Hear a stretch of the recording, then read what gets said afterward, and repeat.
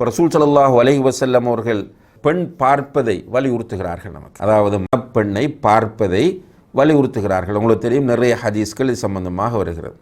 ஒரு சந்தர்ப்பத்தில் ஸஹ்ல் இப்னு ஸஅத் ரலியல்லாஹு அன்ஹு அவர்கள் அறிவிக்கிறார்கள், ஒரு சந்தர்ப்பத்தில் ஒரு பெண்மணி நபி ஸல்லல்லாஹு அலைஹி வஸல்லம் அவர்களிடம் வந்து சொல்கிறார், யா ரசூலல்லாஹ் ஜிஅது லிஅஹப லக நஃப்ஸி, என்னை உங்களுக்கு ஹிபத்தாக தருவதற்காக நான் வந்திருக்கிறேன் என்று சொல்கிறார்.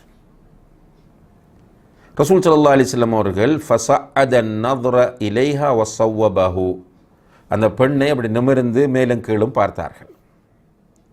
பார்த்துவிட்டு பார்வையை தாழ்த்தி கொண்டார்கள் என்று வருகிறது.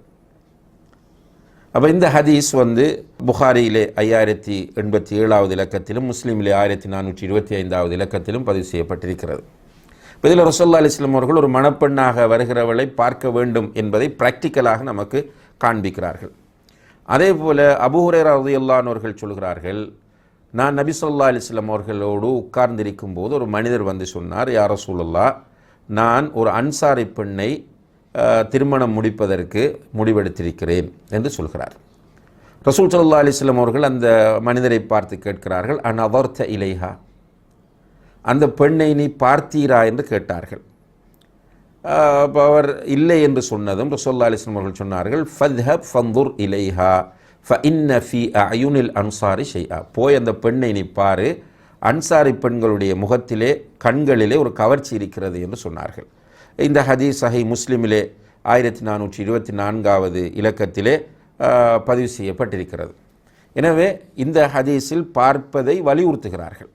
அதே போல் இன்னும் ஒரு ஹதீஸ் ஜாபிர் ரலியல்லாஹு அன்ஹு அவர்கள் அறிவிக்கிற ஹதீஸ், ரசூலுல்லாஹி அலைஹி வஸல்லம் அவர்கள் சொல்கிறார்கள், இதா ஹதப அஹதுக்குமுல் மர்அ, உங்கள் யாராவது ஒரு பெண்ணை திருமணம் பேசினால் فَإِنِ اسْتَطَاعَ أَنْ يَنْظُرَ إِلَى مَا يَدْعُوهُ إِلَى نِكَاحِهَا فَلْيَفْعَلْ, அவளை திருமணம் முடிப்பதற்கு தேவையான விஷயங்களை அவளிடம் பார்க்க முடியுமாக இருந்தால் பார்த்து கொள்ளட்டும் என்று ரசூலுல்லாஹி அலைஹி வஸல்லம் அவர்கள் அந்த ஹதீஸிலே சொன்னார்கள். ஜாபிர் ரலியல்லாஹு அன்ஹு இதை கேட்டதுக்கு பிறகு, நான் ஒரு பெண்ணை திருமணம் பேசி கொண்டிருக்கும் போது மறைந்திருந்து அவளை பார்த்தேன் என்று சொன்னார்கள்.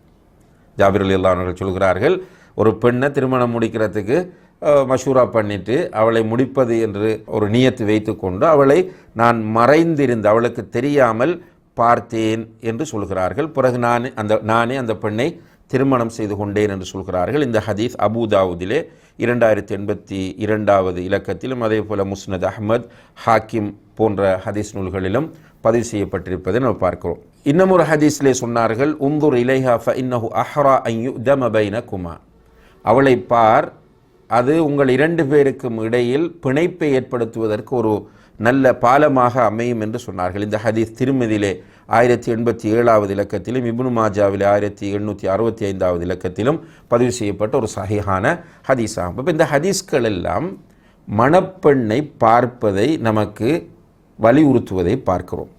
இதில் சில அறிஞர்கள் குறிப்பிடுகிறார்கள், மணப்பெண்ணை பார்ப்பது என்பது வெறுமனே அவளுடைய அழகையும் தோற்றத்தையும் பார்ப்பதை மாத்திரம் இங்கே குறிக்கவில்லை. மணப்பெண்ணை பார்ப்பது என்பது அவளுடைய அழகையும் தோற்றத்தையும் மாத்திரம் பார்ப்பதை குறிக்கவில்லை. மாறாக அவளுடைய அஹ்லாக்குகள், அவளுடைய பண்பாடுகள், அவளுடைய நடத்தைகள், அவளுடைய நண்பிகள், அவளுடைய கல்வி, அவளுடைய குடும்பம் எல்லாவற்றையும் பார்க்க சொல்கிறது. எமது நிகழ்ச்சிகளை யூடியூப் வாயிலாக தொடர்ச்சியான பயான்களை பார்வையிட டாக்டர் முபாரக் மதனி ஒஃபீஷியல் எனும் யூடியூப் சேனலை சப்ஸ்கிரைப் செய்யுங்கள்.